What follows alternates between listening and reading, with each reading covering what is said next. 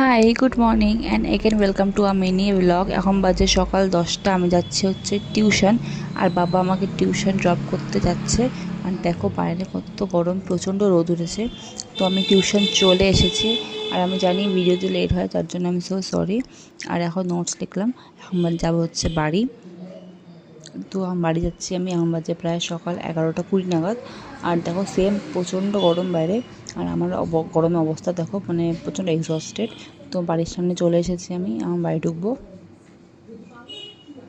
তো বাড়ি এসে ফ্রেশ হয়ে বানাচ্ছে হচ্ছে চা খেয়ে যাবো হচ্ছে স্নানে।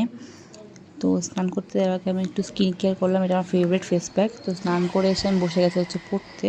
তার একটা জিনিস দেখবা, সেটা হচ্ছে আমার নতুন ফোন কভার কিনছি রিসেন্টলি। তো কেমন হয়েছে তোমরা জানিও, কমেন্টে বলে দিও।